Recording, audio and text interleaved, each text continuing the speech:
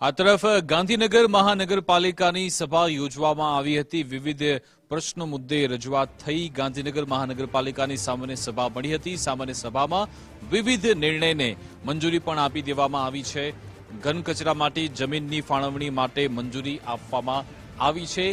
સામાન્ય સભામાં વિવિધ 7 મુદ્દાઓને મંજૂરી આપવામાં આવી હતી। સામાન્ય સભામાં વિવિધ મુદ્દાઓને મંજૂરી અપાઈ। ગાંધીનગર સેક્ટરમાં બનતા શેડનું પણ નામાંકન કરવામાં આવનાર છે। સેક્ટરની અંદર રહેલા શેડને સાવરકર શેડ નામ આપવામાં આવશે। પ્રી મોન્સૂન સંદર્ભે મહાનગરપાલિકા દ્વારા કામગીરી કરવામાં આવી।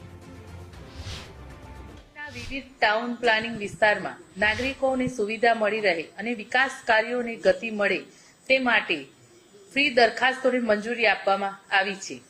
આ ઉપરાંત શહેરમાં ઘન કચરા વ્યવસ્થાપનને વધુ સુદૃઢ બનાવવા માટે આરએમસી પ્લાન્ટ માટે જરૂરી જમીન ફાળવણી અને તેની એસઓપીને મંજૂર આપવામાં આવી છે। ગાંધીનગર મહાનગરપાલિકા પ્રી મોન્સૂન માટે જે અમે નિર્ણયો લીધા છે અને કામગીરી કરી છે એ દરેક જગ્યાએ જ્યાં ગયા વર્ષે પણ પાણી નાના મોટી જગ્યાએ ભરાતા હતા ત્યાં પણ અમે તરત એનો ઉકેલ લાવતા હતા અને અત્યારે પણ જે નાના મોટું 1-2 વખત વરસાદ પડ્યો છે ત્યાં અમે જોયું છે કે ક્યાં ક્યાં અને કઈ રીતે પાણી ભરાય છે એ અમારી ટીમ કાર્યરત છે અને અમે એના માટેથી કે ફરીવાર જ્યારે વરસાદ પડે અને ચોમાસું આવી જાય ત્યારે આ પાણી ના ભરાય, નાગરિકોને કોઈ પણ જાતની તકલીફ ના પડે કે જે વાહન ચાલકોને પણ તકલીફ ના પડે એ માટે અમારી ટીમ કાર્યરત છે અને અમારા કાર્યો સતત ચાલુ છે।